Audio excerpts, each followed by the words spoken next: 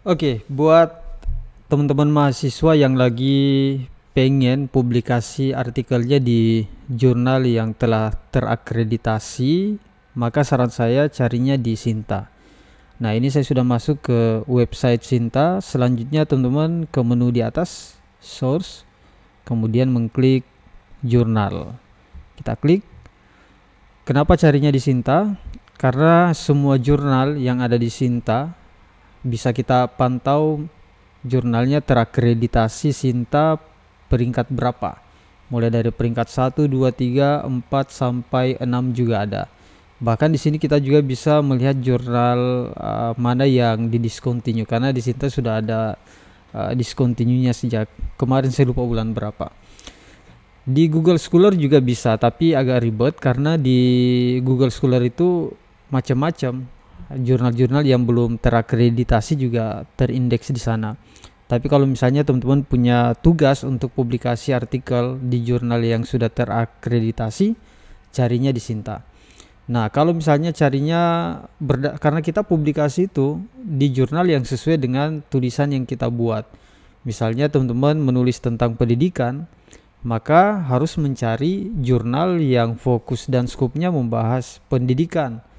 Saya contohkan. Nah, di sini teman-teman klik saja filter biar lebih gampang ya. Kita klik filter. Kemudian boleh di filter maunya publikasi di Sinta berapa.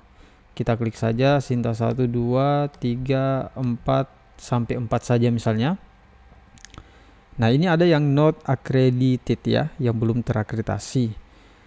Kemudian ini ada filter by subject area. Teman-teman pilih saja, misalnya pendidikan.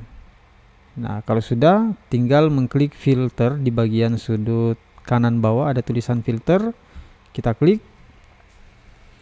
Tunggu sampai hasil pencariannya selesai. Nah, ini sudah. Nah, ini sudah ada beberapa jurnal yang dimunculkan. Nah, bahkan kalau kita lihat di bagian bawah itu ada 1 dari 107. Nah, banyak ya. Tinggal teman-teman pilih saja mau di jurnal mana. Ini jurnal pendidikan. Kalau mau lebih spesifik juga bisa. Nanti teman-teman tuliskan saja pendidikan apa, pendidikan agama Islam, pendidikan matematika dan lain sebagainya. Nah, kalau misalnya teman-teman sudah menemukan salah satu di antara jurnal yang muncul di sini, selanjutnya ya kita kunjungi websitenya. Nah, saya ambil contoh satu, misalnya jurnal ini contoh saja. Nah, misalnya ini Studia Islamika. Yang teman-teman klik itu adalah ini website. Nah, ini yang teman-teman klik supaya langsung diarahkan ke website jurnalnya. Nah, sudah. Nah, ini menggunakan OJS 2. Nah, bahkan Studia Islamika ini terindeks di Scopus. Nah, ini ada keterangannya ya. Nah, selanjutnya saya sarankan kepada teman-teman untuk membaca fokus dan skopnya. Nah, di sini ada fokus dan skop. Silakan teman-teman klik. Nah, kenapa ini perlu dibaca supaya kita tahu tulisan kita cocok tidak dengan fokus skop pada jurnal ini. Karena kalau tidak cocok, teman-teman nantinya sama saja bakalan di reject. Karena fokus dan skop menjadi salah satu penilaian apakah artikel kita diterima atau tidak. Nah, kurang lebih seperti itu caranya ya teman-teman. Saya kembali lagi ke Sinta. Nah, kalau misalnya teman-teman mau lebih spesifik, misalnya pendidikan agama Islam, bisa juga langsung di enter setelah menulis kata kuncinya. Maka semua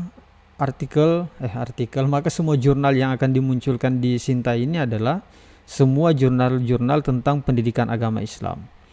Nah, kalau pertanyaannya bagaimana mengetahui peringkat akreditasinya? Nah, teman-teman coba diperhatikan ya sebelah sini. Saya zoom sedikit. Nah, di bagian sini ada keterangan akreditasinya. Ini Sinta 1, bahkan ini sudah Scopus. Kita scroll ke bawah. Kalau jurnal ini Sinta 3. Jurnal ini Sinta 3, Sinta 3, Sinta 3. Tapi kalau misalnya sasarannya teman-teman ingin diganti ke Sinta 4 saja, nah centangannya tinggal dilepas ya. Kemudian kita klik lagi filter. Kita tuliskan lagi pendidikan agama Islam, kemudian enter. Maka semua yang muncul adalah, nah ini jurnal-jurnal yang terakreditasi Sinta 4. Misalnya ini Al-Iltizam Sinta 4. Nah, Jurnal Pendidikan Agama Islam ya, Sinta 4. Oke. Sampai di sini. Kalau misalnya teman-teman punya pertanyaan lanjutan, silahkan komentar di kolom komentar. Setiap pertanyaan akan saya balas satu persatu. Jika sekiranya pertanyaannya butuh praktek dan contoh, tuliskan saja. Nanti saya akan buatkan tutorial. Saya akan jawab melalui video. Saya berterima kasih teman-teman yang sudah mampir di YouTube channel ini. Jangan lupa like, comment, share, dan subscribe supaya ketika saya membuat video-video terbaru, teman-teman mendapatkan notifikasi. Terima kasih, sampai jumpa di video berikutnya. Assalamualaikum warahmatullahi wabarakatuh.